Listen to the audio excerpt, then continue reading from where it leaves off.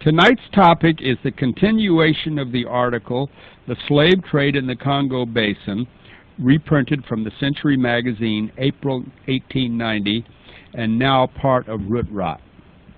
Cannibalism.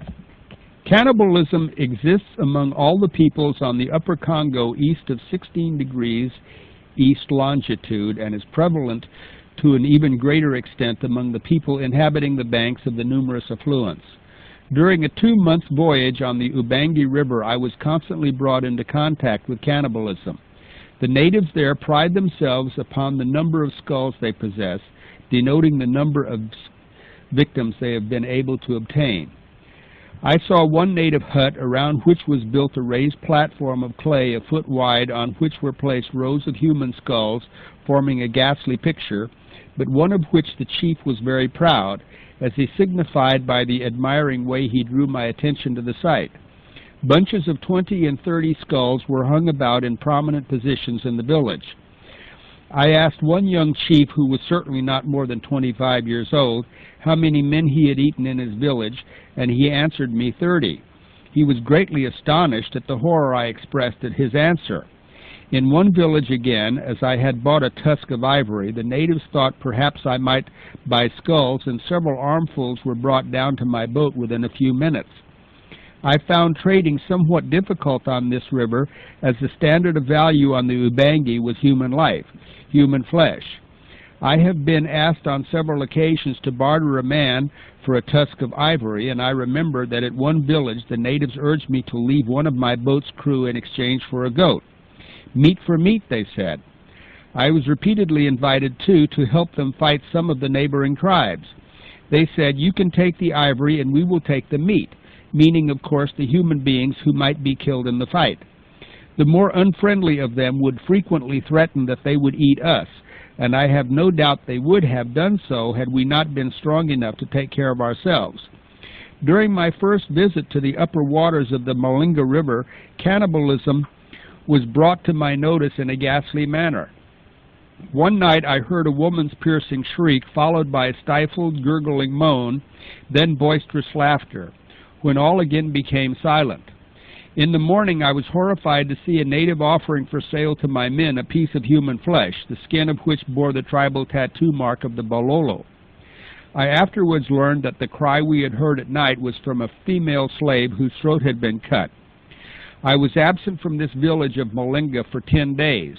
On my return, I inquired if any further bloodshed had taken place and was informed that 5 other women had been killed. While in the Ruki River at the beginning of this year, I was furnished with another proof of the horrible fate of the slaves. At Esingi, a village near which I stopped to cut wood for my steamer, I heard ominous beating of drums and outbreaks of excited mirth. I was informed by one of the natives from the village that an execution was taking place. To my inquiry whether they were in the habit of eating human flesh, he replied, "We eat the body entirely." I further asked what they did with the head. "Eat it," he replied, "but first we put it in the fire to singe the hair off." There is a small river situated between the Ruki and the Lulungu called the Ikalimba.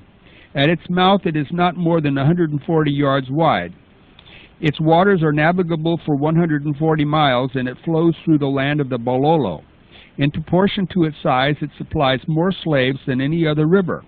By looking on the map, it will be seen that the Ikalimba, Ruki, and Lulungu run parallel to one another. The large slave-raiding tribes inhabit the land between these rivers and bring their slaves to the nearest market, whether on the Ikalimba, Ruki, or Lulungu. Local slave markets. There are clearings at intervals all along the banks of the Ikalimba, where on certain days are held small local markets for the exchange of slaves. As one travels upstream, small settlements are passed more and more frequently, and 50 miles from the mouth, all the country on the left side of the river is thickly populated. It is noticeable that the villages are all on the left side of the river, the opposite side being infested by marauding and roving tribes who would raid any settlement made on their banks. All the slaves from this river are Bololo, a tribe which is easily recognizable by the exaggerated tattoo marked on the forehead, side of the temples, and chin. During my 10 days' visit to this river, I met dozens of canoes belonging to the country at the mouth of the Ruki River, and the Bakute district, whose owners had come up and bought slaves and were returning with their purchases. When traveling from place to place on the river, the slaves are, for convenience, relieved of the weight of the heavy shackles. The traders always carry, hanging from the sheaths of their knives, light handcuffs formed of cord and cane. The slave, when purchased, is packed on the floor of the canoe in a crouching posture with his hands bound in front of him by means of these handcuffs. During the voyage, he is carefully guarded by the crew of standing paddlers, and when the canoe is tied to the bank at night, the further precaution is taken of changing the position in which the hands are bound and pinioning them behind his back to prevent him from endeavoring to free himself by gnawing through the strands. To make any attempt at escape quite impossible, his wrist is bound to that of one of his sleeping masters, who would be aroused at his slightest movement. In one canoe, which I noticed particularly, there were 5 traders, and their freight of miserable humanity consisted of 13 emaciated Bololo slaves, men, women, and little children, all showing unmistakably by their sunken eyes and their meager bodies the starvation and the cruelty to which they had been subjected. These slaves are taken down to the large villages at the mouth of the Ruki, where they are sold in exchange for ivory to the people in the Ruki or the Ubangi district, who buy them to supply some cannibal orgy. A few, however, are sold about the district, the men to be used as warriors and the women as wives, but compared with the numbers who suffer from the persecution of the slave raiders, few indeed ever live to attain a secure position of even the humblest kind in a village. The wretched state of these Bololo has always saddened me, as intellectually they are a grade higher than the tribes surrounding them, and it is really owing to the gentler fiber of their natures and their peaceful, trusting disposition that they easily fall a prey to the degraded and savage hordes in their district. They have artistic taste and mechanical ingenuity and make exquisitely woven shields and curiously shaped and decorated spears and knives. They are exceedingly intelligent, faithful, and when properly officered, brave. In the far interior, for many months I traveled on the upper Congo and its affluents, and had on several occasions to defend myself against the hostility of the natives. My crew consisted of 15 men, the greater part of whom were Bololo, and I was never deceived by them. When first I engaged them, they came into my hands in the rough. They were savages, some of them were cannibals, but they are of a very malleable nature, and with a policy of firmness and fair play, I was able to convert them into devoted and faithful servants. As evidence of what can be done by gaining the confidence of the natives through a policy of firmness and fairness, I think I may safely quote my experience at the Equator Station.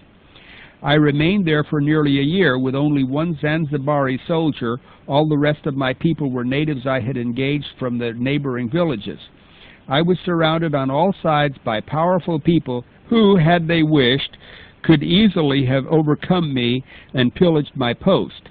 But not the slightest act of hostility or of an unfriendly nature was ever attempted, and I felt just as secure among them as I do in the city of London or New York. It is true the natives had nothing to gain by molesting me, and they were intelligent enough to perceive that fact. In reality, my presence was to a great extent beneficial to their interests. I had cloth, beads, looking glasses, spoons, cups, and trinkets, and these I exchanged with them. Every now and then I would organize a little hunt after elephants or hippopotami, and as my part in the consumption of either of these animals was a very small one, most of the meat I gave away to the natives. My life during my stay at the Equator Station was a pleasant one. The people were of a happy and gay disposition. All were friendly and talkative. They would sit for hours and listen most attentively to my tales of Europe, and their intelligent questions proved them to be possessed of keen understanding. There is no more attentive audience in the world than a group of African savages, if you can speak their language and make yourself understood. When I was tired of talking to them, I would ask them questions concerning their manners, customs, and traditions. As I was much impressed by their cruelty, I always made a point of expressing my abhorrence of it, and have even told them that one day I should strike a blow for the slave. My audience on such occasions consisted principally of slaves, and these poor wretches were always much gratified to hear my friendly opinions toward themselves. My arguments, I could see, often appealed strongly to the chiefs themselves, as I asked them, "Why do you kill these people? Do you think they have no feelings because they are slaves? How would you like to see your own child torn away from you and sold into slavery to satisfy the cravings of cannibalism or to be executed? They even said, some of them at the time, that they would not hold any more executions. These executions did take place, but in a secret manner, and all news of them was kept from my ears until some time afterwards, when I learned of them from my own men. But I would have been unable to prevent the carrying out of such a ceremony with the force I had at my disposal in a single Zanzibari soldier. Some barbarous customs. I remember one execution which took place, the details of which I learned afterwards. It was to celebrate the death of a chief who had been drowned while on a trading expedition. As soon as the news of his death was brought to the village, several of his slaves were tied hand and foot and lashed down into the bottom of a canoe. The canoe was then towed out to the middle of the river at night, holes were bored in it, and it was allowed to sink with its human freight. When we are able to prohibit the terrible loss of life which the children of today are compelled constantly to witness, more humane feelings may develop themselves, and surrounded by healthy influences, they will, unspoiled by at least open exhibitions of cruelty, grow into a far nobler generation. Natives suffering at the hands of the slave traders have repeatedly asked me to help them. At Malinga, where human flesh was offered me for sale, the assembled chiefs voted me several tusks of ivory if I would live among them and defend them against the Lafumbi and enable them to resist the persecutions they were exposed to from the neighboring tribes, who were continually making raids into their districts, capturing their people. They said, "We are being starved to death. We can make no plantations because when our women visit them, they are caught, killed, and eaten by the crafty Lafumbi, who are constantly prowling around and taking away any stragglers they may see." One old chief, Issakikia, told me that already from time to time 12 of his women had been stolen from him and several of his children.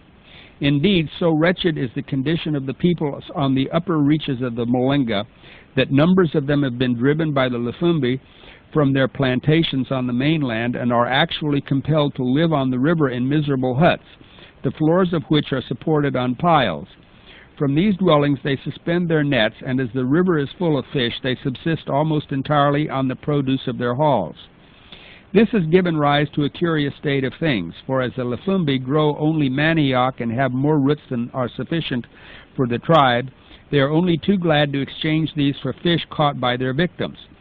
And so when a market is held, an armed truce is declared, and Lafumbi and Malinga mingle together and barter with their products held in one hand and a drawn knife ready in the other. It can be readily imagined that the incessant persecution which the natives are suffering renders them cruel and remorseless.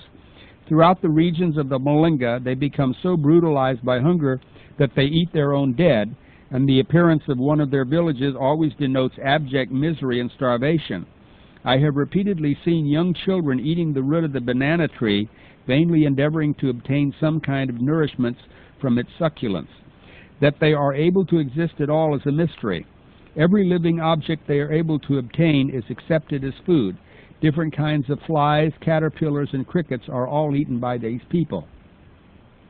When one has lived for some time in Central Africa, one comes to understand the little impression that acts of the most atrocious and wanton cruelty could make on the savage mind. Surrounded from childhood by scenes of bloodshed and torture, their holidays and great ceremonies marked by massacres of slaves, the mildest and most sensitive nature becomes brutalized and callous, and if this is so with the free, what must be the effect upon the slave, torn when a child from its mother, perhaps at the age of 2 years, and even in its infancy compelled to suffer privation? If indeed this child runs the gauntlet of cannibalism and execution ceremonies, it can hardly be expected that he will sympathize with any suffering. The people on the lower part of the upper Congo seldom practice slave raiding.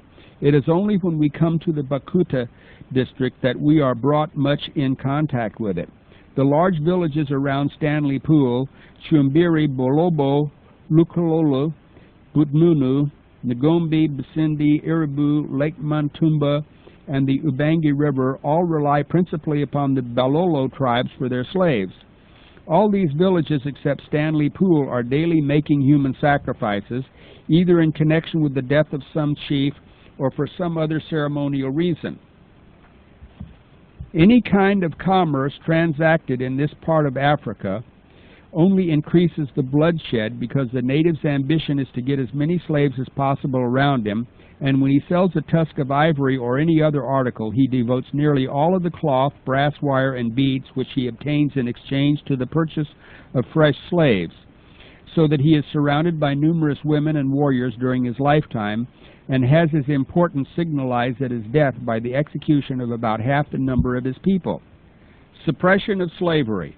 I frequently talked with these people and explained to them the iniquity of slavery, but they argued, "We have a great deal of hard work in our trading expeditions to obtain these slaves. Why should we leave them all behind us for others who have not worked? We have bought them, they are our slaves, and we have a right to do what we like with them." The ceremony of execution with its attendant brutality ought to be and can be stopped. The bloodshed is even greater today than when Stanley first saw these people in 1877. The reason being, as I have before mentioned, that contact with white men has made them richer and has enabled them to obtain more slaves. The great powers of the civilized world are now discussing the anti-slavery movement, and if such discussions should result in some united action directed toward the suppression of the trade in the interior, there are a few peculiar features which might be turned to advantage. First and most important, this traffic is not complicated by religious fanaticism of any kind. Second, these people are disunited. Every village of 50 or 60 houses is independent of its neighbor, and small family wars are continually taking place. Third, there is nothing so convincing to the African savage as physical superiority. Now all these points are in favor of the anti-slavery movement. The absence of religious fanaticism, the disunited condition of the natives, and their acknowledgement of physical superiority ought to be taken advantage of, and always borne in mind when plans for the suppression of the slave trade and its attendant barbarism are projected. In my opinion, it will be some years before the slave trade carried on by the Arabs can be successfully grappled with, but there is no reason why any delay should occur in striking a blow at the intertribal trade. The Congo Free State has moved a step in the right direction by establishing near Stanley Falls an entrenched camp with the object of forming a barrier to keep the Arabs with their Maniema Banditi east of that position. Every country in the world should support the state to effect this object, as it will play a most important part in the history of Central Africa. When Stanley left Wadelai, the Mahdists were already there. If these hordes join with those at Stanley Falls, it will require most strenuous efforts to save the whole Congo Basin from their devastations. While we are still able to keep the Arabs east of the falls, no time should be lost in eradicating the existing bloodshed west of that point. It is a big work, but it is a duty which the civilized world owes to the helpless slave. Although black and a savage, still he is a human being. It should always be remembered that the suppression of slavery in Africa does not mean merely striking the fetters from the limbs of the slave. Its end is not only the substitution of paid for forced labor, but also the relief of enslaved humanity throughout all these regions from a life of unspeakable horror, from tortures that only the savage African can invent, and from a certain and violent death.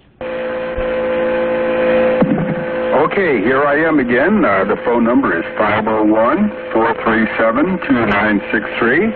The mailing address is P.O. Box 95, Alpena, Arkansas, 72611. And for $10, you get the information packet consisting of the one issue of U.S. Militia, the only magazine for community defense, an issue of Shoestring Entrepreneur, how to sell anything you can make or grow, and a copy of Root Rot, from which this tonight's talk was read. And if you like these tapes, just they're $6 each or $25 for a week's shows, postpaid. Send to Jeffries Audio, P.O. Box 326, Alpena, Arkansas, 72611. Hello, Kurt. Hi, Kurt. I've been enjoying your readings the last 2 or 3 days. Well, what? It kind of backs up the thought that I've had all along that when things get hard in this country and there's no food, that our blacks will probably turn back to cannibalism. Well, who knows? They may have already. I should suppose that would happen. Every race has been involved in cannibalism, even the Germans and the British at one time or another. And of course, when this plane crashed in Mexico, they set about eating their companions, after they were dead, of course. So it's nothing like long pig. I guess that's about all I have to say. Well, you're very welcome. Bye-bye. Okay, again, the number is 501-437-2963. The mailing address for the $10 information packet, for which you'll get $5 off on each subscription, is P.O. Box 95, Alpena, Arkansas 72611. And the price for the Corona grain mill, which will last you a lifetime, is $40 plus $4 UPS, and make sure you give a delivery address and even your phone, because the UPS office likes that. And, oops, here's another call. Hello, Kurt here. Oh, Kurt, this is Bob from Jackson, Michigan. Hi, Bob. I think you wanted the ad. Just like, let me turn on my radio. Yeah. Oh, hold on, I'll take it 1 second.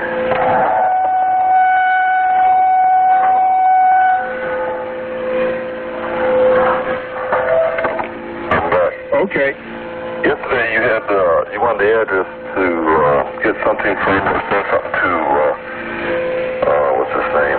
Louis Farrakhan? Yeah. I got his address of one of his organizations where you can... Well, I would rather have one...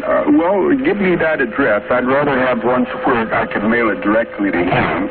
It's called the Nation of Islam. Yes. It's 2021 South Walton Street, W-A-B-A-S-H. Yeah. Chicago, Illinois. Yeah. 60616. And I got this from, Give me the zip code again, Bob. 60616. Okay. And I got another question for you. Do you have any religious beliefs of any sort? Those Christians today that think they're going to be raptured away from all the problems we have. Well, I tell you, I've studied so many religions after I became an adult, and I just sort of leave it hanging in the air. Who knows what's going to happen?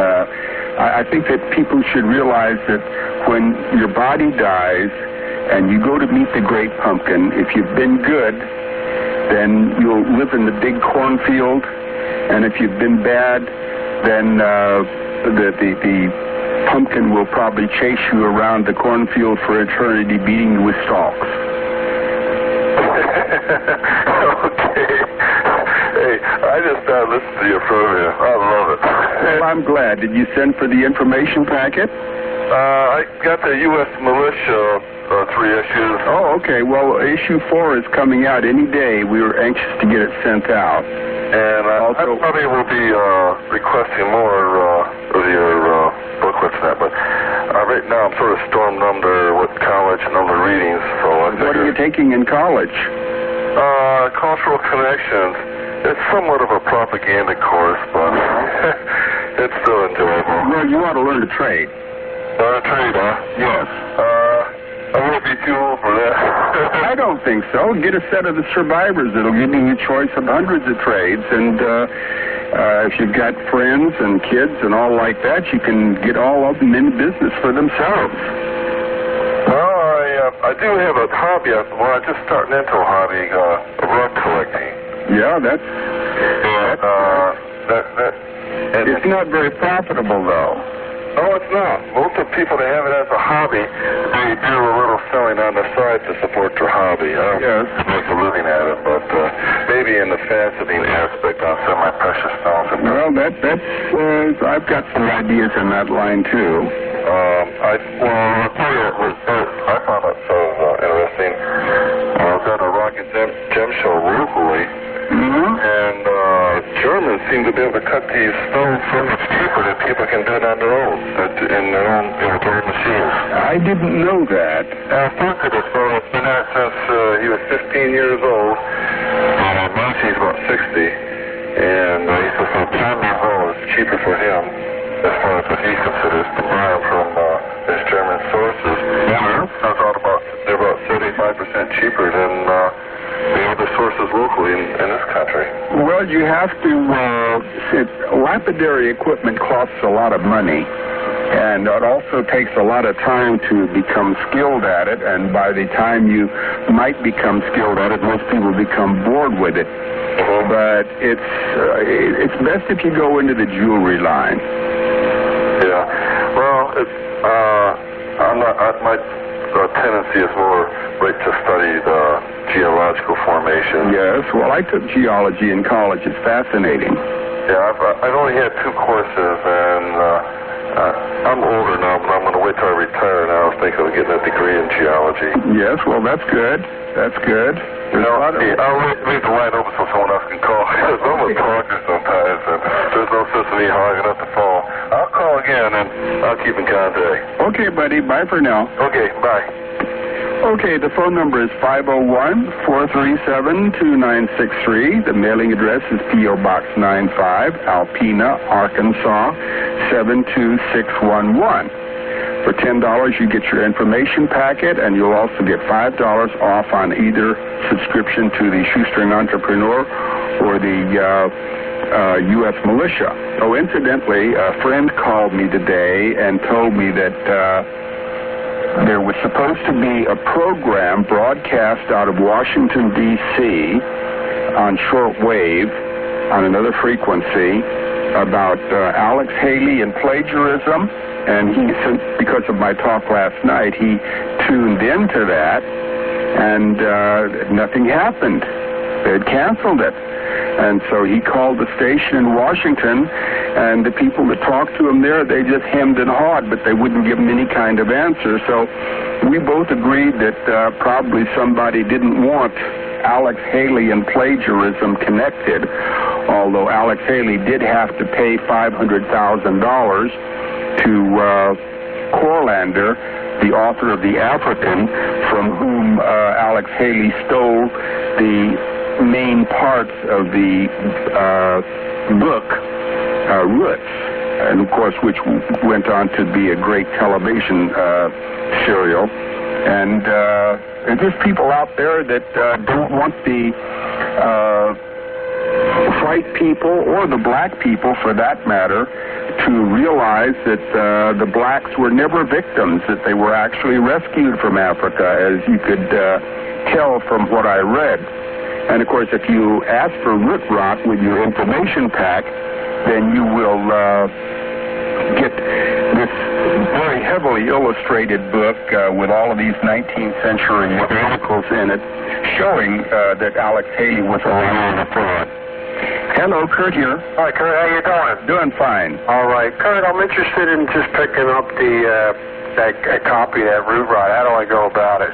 Well, have you bought anything else? Well, I got the packet already. Yeah. And, I'm really backed up in my reading material. Well, why don't you subscribe to the Shoestring Entrepreneur and just add $5, and you'll get 7 back issues of The Survivor, and your first issue of the Shoestring Entrepreneur, and the Root Rot.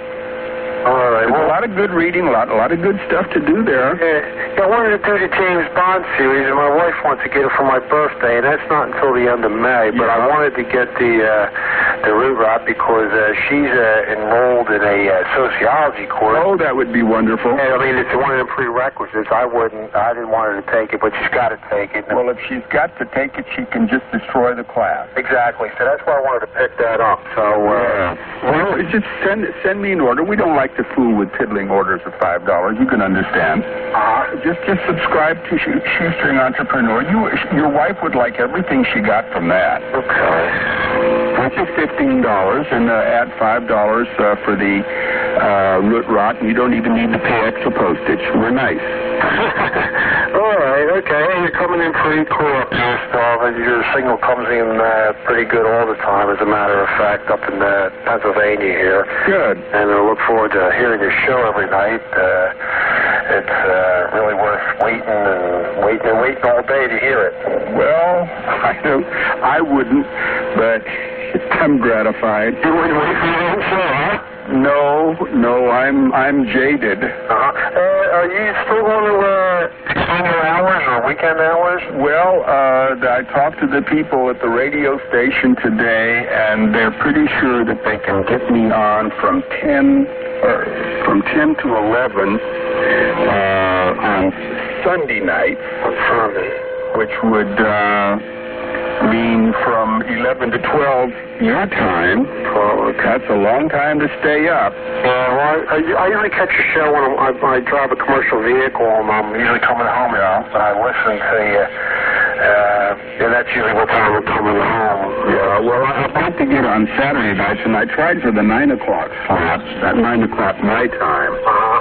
But they didn't have one open, and they're going to get another frequency. They're setting up another transmitter, so I might be able to do it in the future. Okay. In the meantime, I'll hang in here because I'm having a lot of fun, and a lot of people like to listen to me because it's material that you're not going to get on the mainstream media. And no doubt about it. I got a whole 5 hours shortwave. I mean, starting with your show, I go right on through, Tommy Valentine and, right through the other two shows after you. And they've all got something to contribute, you know what I mean? They're all welcome relief from what you hear on TV. Well, the TV and the radio regular broadcasting stations it's not so much that they're liberal or conservative or anything like that. It's the advertisers that dictate what they can say and what they can put on. Because, like, for instance, if you're advertising something on a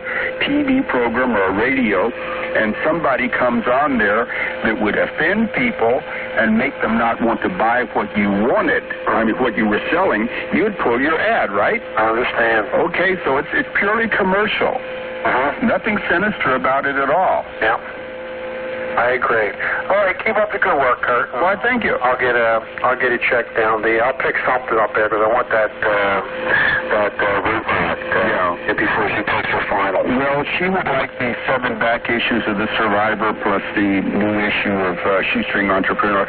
The Shoestring Entrepreneur was mainly a name change, and I changed the format. It's on better paper, and it's mainly on home businesses. Okay. Okay. Okay, bye for now. Good night. Okay, the phone number is 501-437-2963. The mailing address is P.O. Box 95, Alpena, Arkansas, 72611. And so for $10, you get your Shoestring Entrepreneur, and Root Rot, unless you really want the Fuel book, which is going to be reprinted in Survivor Volume 5. Hello, Kurt Saxon here. Good evening, Kurt. Good evening. How are you? I'm fine. That's good. Actually, I was that person who called a couple of evenings ago. Refresh me. Oh, I was asking about your past political affiliations. Oh, okay. Try to continue the conversation. Well, don't go too long about it. Okay. Okay, let's hear it. Hello? Well, okay then. I guess that's all he wanted to know, and I think I told him. Hello, Kurt. the phone number again is 501-437-2963. Well, I was perfectly happy to chat with him, but he just, I guess he got tongue-tied. Well, he can call again. Maybe somebody called him outside. But anyway, why don't I just give you... Oops, here's another call. Hello, Kurt here. Hi, Kurt. On a previous show you mentioned someone asked you what to do to survive, and you said 80% of it is having a food supply. Yes. Could you break down the other 20%? Well, shelter, Also, a lot depends on your location. You have bad trouble surviving in the middle of a city, or even worse trouble in the suburbs, because they're not self-supporting in any way. And see, suburbs are like bedroom communities, and they're not set up to take care of a lot of people. So your local services would close down immediately. All the stores would be sold out in hours. Your best bet is to pick a rural setting, maybe 50 to 100 miles from a large urban population. And then, of course, a big consideration is some sort of trade where you can make or provide something for the other members of your community. And this way they will protect you rather than loot you. Like, for instance, if you have a tire garden and you're growing all of the vegetables that anybody could use, maybe a few dozen chickens, rabbits, or if you have a machine shop where you can repair their broken items. So that should about fill the 80%. Could you describe the progression of events that you perceive after the rioting or the burning of the inner cities begins? Well, I don't think that's relevant, and I'll tell you why. The urbanites won't be very mobile at all. I mean, if you got no more gas, you can go only as far as your car can take you around a very crowded and messed up highway.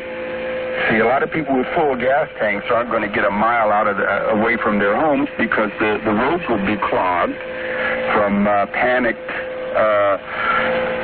drivers. And so if you're living 50 to 100 miles away from a large city, it really doesn't matter what's happening there. Okay, so but all you have to be concerned with is your supply. Yes, yes. And worry about protecting them. Well, not if you are in good relations with your neighbors. For instance, in Alpena, Arkansas, most of our neighbors have gardens. They've been raised on farms.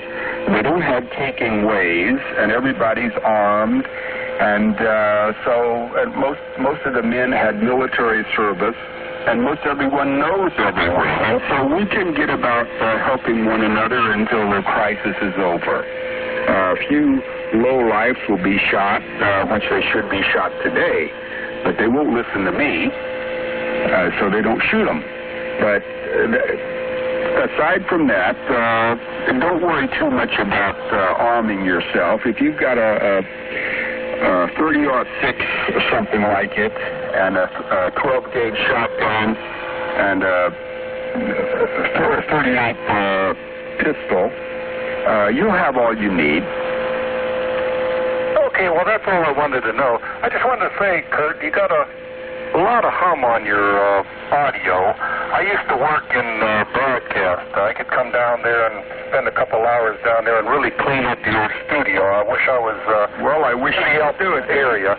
Yeah. And I would do that for you free of charge. I would appreciate that, but you see... If I'm ever down there, I'll do that for you. Okay. I would really make your signal sound better. Well, I really appreciate you. Okay. It's more important the content rather than the sound. Yes, but anyway, see, we beam this on the telephone line to Nashville, Tennessee, and it goes out from there, and maybe the trouble is from there. Well, that's what I would determine. I would know where the problem is and fix it for you. Well, if I was there, I'd do it for you. Okay. I appreciate it. Good talking to you. Okay, thank you. Bye. Bye-bye. Okay, the phone number is 501-437-2963. The mailing address again is P.O. Box 95, Alpena, Arkansas, 72611. Hello, Kurt here. Yeah, Kurt, this is Dave in Topeka. Hi, Dave. Enjoy your show. I wanted to give you a little information. In fact, kind of disagree with something you had said a minute ago about that it isn't that these radios, that they're liberal or conservative, but it's advertisers. The fact of the matter is that program that was canceled mysteriously today, it was on the National Public Radio, a program called All Things for considered? No, it's their Talk of the Nation is the name of it. It's on from 1 to 3 Central, and I tuned in especially to hear what they had to say about St. Alex Haley. Mm-hmm. And it was just mysteriously canceled, and they had some programs about education on there, but... well, look, now, there are exceptions to everything. They carry no advertising whatsoever. Yeah, okay, there are exceptions, but you see, this is a liberal kind of program they're beaming at people. They want everybody to be nice to people. Of course, they don't tell the bad people to be nice, though. But this is something, now, for instance, I think I'm the only person who wrote and put together a book denouncing Alex Haley. Now, there may have been somebody else, but as far as I know, I'm the only one who went so far as to have it published and has it for sale. Because so many people believe that if you say something against Alex Haley, that means that you hate black people, which of course is ridiculous. And probably, you see, now you talk about advertisers. You say they don't carry advertisers, but they do have backers. Well, now, your tax dollars at work. I know, but usually, you know your PBS TV stations? Yeah. Okay, now they have the same... They have these telethons quite frequently, and they want people to join and send the money and all, and they get part support from the government. But you see, if I were to appear on my PBS station talking about root rot, a whole lot of the backers who they don't, no advertising, of course, but they would withdraw their support from then on. Well, you may have a point there, Kurt.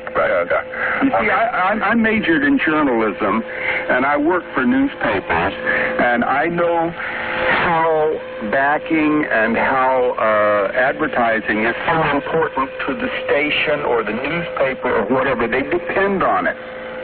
See, so they don't want to... Also, you see, they think that they're being real nice. They don't want to offend anybody. I don't either, of course, but I can't help it. Well, that's something you do that offends people, Kurt, that you need to stop, and that is when these people call in and start calling you names, instead of just saying, hey, well, there's an opinion, goodbye, and you need to get all upset and excited and curse back at them, and that'll make their day. Well, I don't care to make their day that way because so many people who call like that, they have mental problems, and you wouldn't kick a cripple, would you? Well, but when you just shrug it off with a chuckle, that ruins their day. Well, I just consider it a source. Hey, I'll talk to you again sometime, Kurt. Okay, buddy. Thank you. Okay, the phone number is 501-437-2963. The mailing address is P.O. Box 95, Alpena, Arkansas, 72611. Hello there, Kurt here. Hi, Kurt. Sorry, my phone died. I'm sorry about that, too. A few minutes ago. We'll have a funeral. Okay. So, how would you describe your phone died. Pardon me? Oh, yeah, I remember you. I'm sorry. Oh, okay, sorry. All right. So how would you describe yourself politically now? I'm apolitical. Apolitical? Yes. Just a survivor, too much? Yes. See, during the 60s, I, along with so many people, realized that something was wrong with the system. It wasn't as strong as it was in their parents' days. And they blamed everybody. They didn't look at themselves, and a lot of us were misdirected. And as far as I was concerned, I was having a ball because I love to riot. But so we joined all kinds of things. We participated in all kinds of things, and very few of us took it seriously. But it was something to do. But it had no effect on the system. And it was a waste of time. Of course, we had plenty of time to waste. If you're old enough to remember what went on at Berkeley College in California, And let's see, what was that? Some of the students got shot dead by the National Guardsmen. They got killed. Yeah, see, all the political activists, left and right, for the most part, believed that they were going to do something that would change the system. Well, as time went on, we realized that nothing we did could change the system because the system is simply degenerating. True. And doesn't mean it's not necessarily anybody's never going to change the system, but... Well, I think that the only change can be in the next system. You set up a different kind of system. But a lot of us, left and right, were very sincere. A lot of us were silly. And it was fun. But it wasn't important. True, but I mean... And then the more time goes on, people joining various groups thinking that they're important is really very silly. I'll use my analogy of the flea floating on his back down the Chicago River with an erection, hollering, "Raise the bridge!"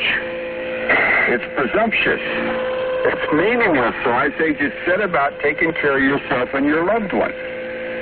Well, I'm involved with the West Group myself, personally. You are? Yes. Which faction? Progressive Labor Party? Yes. Well, you see, socialism and all its ramifications, aside from socialized medicine and silly things like that, has proved unwieldy, too expensive, not at all cost-effective. But if you think you can do something... Welfare capitalism, I think you're talking about. Okay, welfare capitalism. But if you think you can do something, go with it. You know, you don't want to be someone who blows neither hot nor cold. If you have strong convictions and you're actually trying to do something, then that's better than doing nothing. Well, certainly don't take violence to... Well, there's going to be all the violence you want ahead. But the system is going to make the violence. Well, possibly so. But you better first look out for yourself. Enlarge your frame of reference. Study all the sides you can. But learn to take care of yourself in the meantime. You ought to get a set of the survivors. That'd turn you around. You'd love them because you're intelligent. All kinds of things to do. And if you really want to help people, turn them on to helping themselves. Yeah, I mean, better to make the world the system all better. Well, I think the system is had it. It's like the person who... That's why you need a new system. Well, you see, if a person has AIDS and can't... Now it's sign-off time. I'll talk to you tomorrow. So this is Kurt Saxon saying goodbye and be good.